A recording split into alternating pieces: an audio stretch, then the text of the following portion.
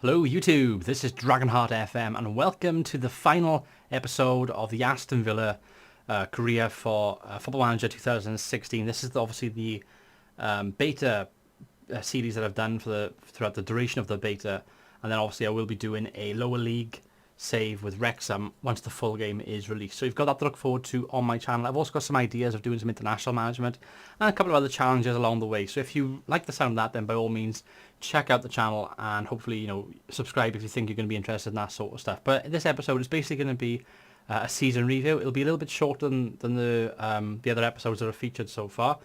So let's crack on with it. So obviously Aston Villa, they were scheduled to be, or expected to be, 18th out of 20 in the kind of final seedings, the final placings of the Premier League. We finished 10th, absolutely fantastic, well above expectations. And it says by here, few will have tipped Aston Villa to have been capable of avoiding relegation head into the season, but the villains confounded every expectation by achieving a top half finish. So finished 10th. English FA Cup lost unfortunately in the third round to Cardiff, and the Capital One Cup lost unfortunately to the second round to Bristol City. Our match of the season was this game, which was Southampton away, 5-1. I couldn't believe it. I'm going to show the goals right now just to kind of give us some footage. So here we go. Southampton actually took the lead here.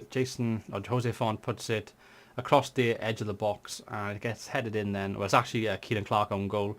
And I thought at this point, holy shit. And this was around the time where I started changing the formation to a 4-2-3-1. And not playing direct football. I'm playing more of a passing game, more of an attacking game. Have I got the goals set on here? I did select the goals, didn't I? I think I did select the goals. Let's just double check this. Obviously, I'm still getting used to the whole highlight feature. Oh, Jordan Ayew plays in Jack Grealish, and Jack Grealish plays it back to Gay. I'm trying to remember this game now. I remember the game. I'm trying to remember where the goals came from. Sinclair to Ayew. Oh, there we go. So Ayew goes up the other end and scores. Nice build-up play by Aston Villa. And that was our equaliser. And at this point, I was absolutely ecstatic. I thought that, we were playing good football. Obviously, at this point in the season, we were quite low down on the table. I think we were something like, I think we were like 17th. So I was desperate for a win. I wasn't looking forward to this. And Bakuna then gets on the score sheet. Well, Hutton finds Bakuna, and Leandro Bakuna, who we actually sold in the January transfer window for a little bit of cash, gets on the score sheet there to make it 2-1. And 80 minutes ago, I was thinking, right, I'm going to have to start defending. But I actually stuck with my principles. I stuck with an attacking style of football.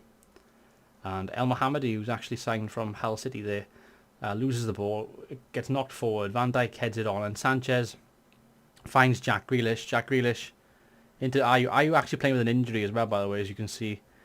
Plays a short ball to Leandro Bakuna. Back to Ayew again, back to Grealish. Look at the build-up play though. Just spreading out wide, little passes here and there. Bakuna to Ayew and a little tap in. Well, I say a tap in, it's actually a beautiful finish across the box. Nice move by Aston Villa, and that was Ayew's second goal of the game. And this was a great game. This was actually a really good game. I mean, obviously it's the game of the season for us. If any team that wins 5-1 away to Southampton in the Premier League is probably going to be up there as one of the games of the season. And again, ball comes in, it gets knocked back by Ramu, I can't even say it. And then Jordan Ayew again slips in there, puts it in the back of the net. That was his hat-trick, which was absolutely phenomenal. We were 4-1 up, 64th minute, and I was thinking, how the hell is this happening? I've made a few changes to the formation, a couple of different players here and there, rested a few different people, and yeah, we were 4-1 up, we were cruising, and I was thinking, there's no way I'm going to let this slip right now. Doing the Steven Gerrard impression, we won't let this slip, and I wasn't intending to let this slip. Idrissa Gueye then brings it forward from the midfield position, finds Marvy, who had a great season, by the way. Look at that ball over the top for Grealish. Couldn't put it in, but Jordan Ayew pounces again. That lovely poacher, and that was his fourth goal in the match. 5-1 overall, and what a fantastic day out this was for the travelling Aston Villa fans. Definitely was the game of the season. So we're going to come back now to the screen over here. That was the game of the season. The moment to forget was a 5-0 defeat to Crystal Palace, which ironically was 4 days before the Southampton game. So that was, I changed the things around, I started to change things around this time. It didn't work in the Palace game, but I found a formation 4 days later, and I thumped Southampton. So ironic how you lose 5-0 at home, and then you go out the next game and beat somebody 5-1. So that's the season overall. I was pretty happy. As you can see, it shows a little graph of the table. We were down there at 17th, we climbed a little bit, then we started 16th, 17th, 18th, and it was looking bad. And then obviously halfway through the season we changed the formation and we started to get up there then to 12th, 11th, 12th most of the season then, and we finished 10th, and really happy with that. The highest we were all season was 10th, so very pleasing indeed. So now we're going to look at the squad, and we're going to start off with the transfers. Actually, I think that's probably a good place to start. So players I brought in. First of all, Emmanuel Eboué is probably jointly the worst player of this save. He played only 2 games. I think one of them was with the Bristol City defeat in the cup, but he played 1 league game. Was poor in both. Should never have brought him in. I only brought him in because I needed cover at right back at the time. I had some injuries. I didn't have no money at all to buy anybody. I brought him in on a free, and I let him go on a free then later. Well, actually, no, I didn't even let him go for a free. I let him go to Blackburn for £10,000. So at the very least, I can say I got some money for him, and he didn't cost me anything initially. Mikhail Kadlec, to be honest, I was slightly disappointed in him. He was brought in to be one of the better players at the club. A Czech Republic international, if we have a look at him right now. Can play left wing as well, can play centre-back. He was 30 when I brought him in, he's 31 now. 71 caps and 8 goals. He comes with a bit of pedigree. He used to play, where's his play on? Used to play for Fenerbahce, Leverkusen, Sparta Prague. He's played some decent European clubs. But he was slightly disappointing. He went off the boil, and I ended up picking Amavi ahead of him, and Amavi ended up being a better player. Morgan Amalfitano was brought in to be cover. Decent ratings overall. He's one of those kind of average players, which isn't a headline player in your team, but he gets by and he keeps things ticking over. He's also very versatile. He can play centre midfield, right midfield, the cam role, a winger. He can play up front. He's competent playing up front. He can also play on the left wing and stuff. Needs a bit more training there, but somebody you can cover everywhere. Great person to have on the bench as a substitute. So pretty happy with him. Ron Vlaar, absolute beast. Brought him back to Villa. Obviously Villa let him go. Somebody who I brought in on a free transfer, and he's actually worth £3 million. So I could sell him and make a profit if I think I could find somebody better. Obviously he's 31, so he's not exactly going to be around for much longer. Probably by the time he's 33, probably 2 more years left at least. But some fantastic stats. Look at this right here. Positioning 15, leadership 15, jump in reach 15, stamina, strength 15, head in 15, tackling 16. They are fantastic for a defender at this level. Very good to have in your team for most Premier League teams at this level. So yeah, I can't really say anything negative about him. Robinho, again, another great signing. Some of his stats are starting to decline. He is getting to that age now. He was 31 when I brought him in. He's 32 now. But he can play in that attacking role. And most importantly, he can play the false 9, which is the position that I've been using in my formation. So having somebody versatile that can play anywhere across that front 4, which is the front 4 I use, was key. How many goals did he actually score? He scored 6 in 17 for us this season. He only had half a season, but his average rating was 7.12. He had 3 assists as well, 6 goals and 3 assists. That's pretty good. And he also had a player of the match, a man of the match award once as well. So very pleased with him. Obviously a free transfer again, very happy. And then Mishu, the most I spent for anybody was 1.1 million, and that was Mishu from Swansea. Unfortunately, didn't play many games, only 8 appearances. And that's because he has had some injuries, which unfortunately did hit him. He did have 2 assists and a goal in those 8 appearances, so he did, and also a man of the match. So it's not all bad. Pretty decent impact within the limited time that he had at the club, or this season. But overall, the vast majority, I mean, certainly Amalfitano, Vlaar, Robinho, Mishu were good signings. Kadlec could have been better, and Eboué was a waste of time. Obviously, the players going out then, lots of players went out on loan. I'm not going to go through all of these, obviously. It's all there for you guys to see if you want to pause the video. The ones I will pick up on, though, Alan Hutton, I sold him to Bristol City for £500,000. He was complaining to me all the time that he wants to get picked. He was about 3rd choice at the end. His stats were really declining, and I got rid of him. Gabby Agbonlahor, somebody I didn't want to actually leave, but because he left was one of the reasons why I brought in Robinho. That's because Gabby Agbonlahor, he came back from his injury early January, but then straight away he said he wants a new challenge, so I knew I had to replace him. So I brought in Robinho on a free, and then I let Adebayor go to Malaga, and I got £1.2 million for him. I also sold Leandro Bacuna on deadline day for £1.5 million to Watford. I didn't exactly want to do this, but I did need money to get that Mishu deal done. So I did that to get the Mishu deal done. Obviously, Eboué we spoke of. Then all the rest are loans, and yeah, they're mainly youngsters apart from Joe Cole. But Joe Cole is somebody that'll probably be releasing in the summer. So that's basically the squad and the rundown of the squad. People that I have been impressed with, people that I've brought in and brought out basically. Now we're going to look at a couple of players I'm going to pick out for being stars of this team. What we're going to do is look at the average ratings. First of all, Jordan Amavi. This player has been phenomenal. 22 years of age. He's a left back, but can play wing back. He can also play attacking midfield on the left-hand side as well. His stats are phenomenal. He got 17 acceleration, so he's quick, 16 pace, 15 stamina, technique's 14, and he's going to improve. He's only going to get better. The current ability is 3.5. He can get up to 4, which is really good for a left back at this level. And at 22 years of age, he's only going to get better. It'd probably be quite difficult to keep a kind of hand on him, so to say. Clubs will come in for him most probably. He was actually brought in real life for £8 million as well, so he's definitely got some pedigree about him. He had 6 assists, he had 1 goal and 1 man of the match. He played left back most of the time, although I did deploy him as a left winger a couple of times, and he did do a pretty decent job for me. So really impressed by him. Robinho, I mentioned him earlier. I'm not going to go into too much detail with him now, but again, Robinho, fantastic player in this series. Somebody that I would definitely recommend if you're playing an Aston Villa career mode, looking for a free transfer, because obviously Aston Villa have the limited kind of money to spend. Then he might be somebody to bring in if he's available on a free. I mean, I had him from Guangzhou? He was released by them in 2015, so I had him as a free agent, and I brought him in, and he hasn't disappointed. A 7.12 rating, definitely hasn't disappointed at all in this save. Jose Angel Crespo, right back, who, to be honest with you, he wasn't first choice. I was playing Mika Richards right back, and Lescott and Clark or Lescott and Akore or Lescott and Ron Vlaar when I brought him in as centre back. Jose Angel Crespo was going to be my second choice right back, but he basically played his way into the team. Mika Richards also picked up an injury, so there was a chance for him to come in, and he came in and he did well. And again, he's 29 years of age, yet some of his stats have actually increased, like his acceleration, agility and balance. So overall, pretty pleasing season with him as well. And this is the main guy I want to talk about right here. Adama Traore, what an absolute player he has been for this club. He can play right wing, attacking right wing. He's competent up front, or he's unconvincing up front, but he's competent as an attacking left winger as well, which I've played him a few times. Look at those stats though. I mean, he got 17 dribbling, he has 14 technique, he has 17 flair, 18 acceleration, 18 pace. He's a very quick player. Some of them are a little bit low. He got, like, for example, his long shot to 9, his free kick taking is 9, his finishing could be better. That's something I need to improve on with him as well. But he's only 20 years of age, and he's a former Barcelona player and a Barcelona B player.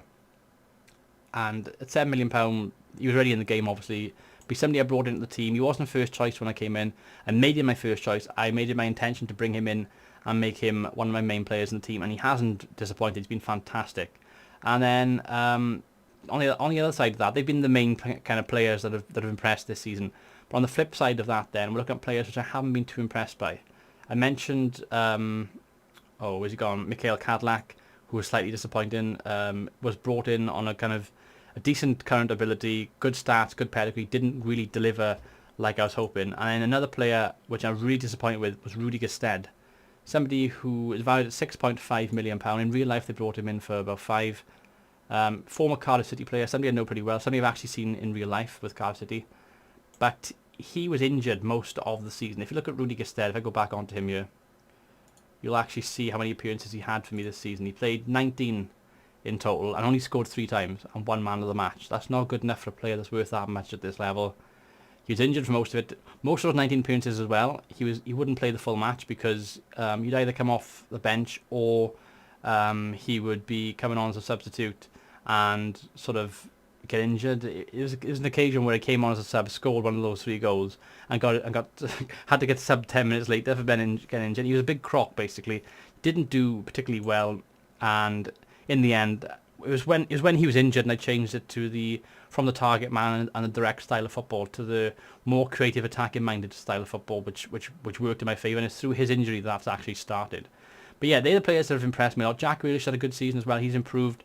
His stats gone way up as well. Hopefully another good season with him now next season as well.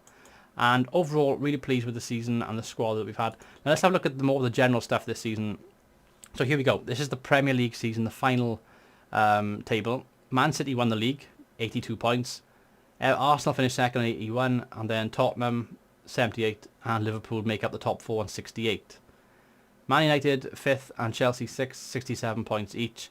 Everton then with 63. And then you got Palace, who finished on 60. A little bit of a gap between them and Norwich, who finished 9th on 53. And then we finished on 10th, dead in the middle, 51. Very, very happy with that indeed. And then obviously the 3 that went down were Bournemouth, West Bromwich Albion and Sunderland. So interesting stuff there all around. And it was very tight as well. Obviously Sunderland and Southampton, as you can see, joint on points. Only goal difference separating them. 10 goals being the difference. So that was the final table for the Premier League. What we're going to do is look at the Championship now. So let's have a look at the Championship league table. So Sheffield Wednesday are going to be in the Premier League next season. They won the league by 84 points. Huddersfield finishing second with 79 points. And Fulham, Derby County, Brighton and Hove Albion and Nottingham Forest make up the playoff teams. Charlton, MK Dons and Wolves going down to League One. Move on now to League One. Doncaster and Wigan are the two teams going up. It is Barnsley, Millwall, Walsall and Oldham making up the 4 teams in the playoffs. Rochdale, Bury, Blackpool and Southend then, all 4 of them going down to League 2. And then we look at League 2, if I can just get the league table up. Plymouth Argyle, Yeovil and Stevenage are going up to League 1. Notts County, Oxford, Northampton and Portsmouth will be making up the playoffs. And then Dagenham and Redbridge and York City are going to be out of the Football League and they're going to be in the conference next season. We're going to look at the conference as well. Oh God, let's go on to the league table. So Tranmere Rovers won the league and they're going to go up to back into the Football League at the first time of asking. They got relegated in real life last season. And Gateshead will be joining them in the playoffs. They won the playoffs and they actually finished 4th in the league. And then Torquay, Welling, Altrincham and Aldershot all went down. And then if you have a look at some of the other league shares, have a look. Nuneaton and Boston are going to be in the conference next season. Corby, Curzon, Ashton and Gainsborough getting relegated. And then if you have a look at the South as well, Southern Division, Ebbsfleet and Maidenhead have gone up. And Gosport, Chelmsford and Truro have all got relegated. So interesting stuff all around, to be fair. And then if you have a look at the actual cup competitions, the English FA Cup, who won the cup? Well, we haven't had the final yet. The final is... What day is the final? 21st of May. We'll actually get that in this episode, because on the 17th now we'll fast forward to that. The Capital One Cup though was won by Arsenal 2-0 against Manchester United in the final, and can't get the match details for some reason, but they won the cup anyway, guys. What we're going to do, we're going to fast forward to 21st of May, and then we'll be wrapping up the episode. We want to find out about the Champions League as well if possible, who won the Champions League, and Chelsea have sacked Jose Mourinho, so a little bit of a live reaction here. This could have, of course, happened in real life. Not having a very good season, Chelsea or Mourinho. And apparently, Carlo Ancelotti, Unai Emery and David Moyes, I don't know how Moyes is in there, are the favourites to take over the Chelsea job. And I've had a bit of a row with Cadlac as well, off screen, in between. Oh God, I got to actually... I'm not going to talk about policies. A bit of live reaction here, guys, just to kind of finish things off. Burn scouting update, we won't worry about that. Let's just get to that final. I want to find out who actually wins the FA Cup. That's going to be a good way to end this. And Man City have won the Cup 4-0. Torre, Nasri and I think it was Ichinacho were the scorers there. Man City celebrates. So they've won the Cup, Man City 2016. Pellegrini continues. Decreases the transfer revenue. Oh, look at that. So this is quite difficult because obviously we've had restrictions at Aston Villa this season. We had no transfer budget basically at the start, very little anyway, and now it's been decreased to 75%. And then Aston Villa have announced bonuses totaling 11.5 million will be paid to club directors. The club's turnover, it's quite disappointing, this isn't it? End of current Premier Division financial fair play. So that's on there for you guys to look at as well if you want to see that. Been hit with a tax bill, unfortunately. And then here we go. Total merchandise and sales, we've sold 11,000 shirts, and Ayew, Robinho, Adama Traore, Marvin and Grealish sold well. They were probably my best 5 players, so makes sense. And here we go, this is the transfer budget, and it's actually a lot better this season. Look at this. The board has set the initial wage budget for the coming season at 1.4 million a week, and the transfer budget's £39 million. That's fantastic. We've gone from we had the whole Randy Lerner takeover with his no money, to the new board of directors that we have. We had basically had them around about January. And now, of course, we've got a £40 million near enough, which is fantastic. So that's what will happen now if I continue to save. And yeah, European Championship squads have been named, and this is interesting. Let's have a look at let's have a look at the squad then. What Wales squad? Because me being a Welshman, I want to look at the Wales team that's been selected. So this looks like this would be the team right now. Yeah, this is the squad that they've picked. So let's have a look. Joe Allen, Gareth Bale, Tom Bradshaw, James Chester, Cothrell, Carl Darlow, Ben Davis, Craig Davis, Paul Dummett, Chris Gunter. Anybody of any... Joe Lynch in, that's a bit of a strange one. Pretty much a standard Wales squad though. And what about England? Let's just have a look at England as well. As we obviously want to see who's gone by where. England's only team to assist tiny players from the domestic league. Who did you pick in your England squad, Mr. Hodgson? Let's do it by name again. Oh, wrong way. Butland, Cale, Klein, Forster, Gibbs, Cart, Henderson, Jones, Kane, Lallana, Milner, Rodriguez, Rooney, Shaw, Shelby, Smalling, Stone, Sturridge, Walcott, Walker, Ward, Prowse. Ward Prowse, the only real, I wouldn't even say a surprise. He's a decent player, but pretty standard England squad, really. And yeah, I think that's probably going to be where I wrap it up now, guys. So this is the final table yet again. I want to thank every single person that has watched, that has liked, even disliked the video. It means a lot to me that people have checked out this channel. Obviously, it's a brand new channel. This is my second channel, DragonheartFM. I have a main channel which you'll find on the favourites page on the YouTube channel called Dragonheart, the Prince of Wales. But this one's going to be exclusively for Football Manager content. This is my first season, my first series actually on Football Manager on YouTube, so it means a lot to me. And this will definitely keep a warm place in my heart for the future, because obviously Villa now, a good job I've done there, and I'm pretty happy that it's worked out. I think the saves worked out pretty well. I think the careers worked out pretty well, and yeah, it's there saved in the playlist if anybody wants to go back and watch it. I may even go back and watch it a few times myself just to see what I've done and how I can improve going forward and everything. Like I said at the start of the video, there will be a brand new save going up my channel within the next day or two, and it will be once the game. This is obviously pre-recorded, so I'm assuming this video will be going up probably on release day of the full release of the game, not the beta period. Once the game is fully released, you'll be seeing some Wrexham content going up on my channel. It'll be a lower league save, and the aim will be to go from the Conference Premier to the Premier League and be in the top Welsh team, and also trying to get in the Champions League with Wrexham. That's going to be the aim. Anyway, guys, I've been DragonheartFM. Thank you for watching Aston Villa. Until next time, goodbye.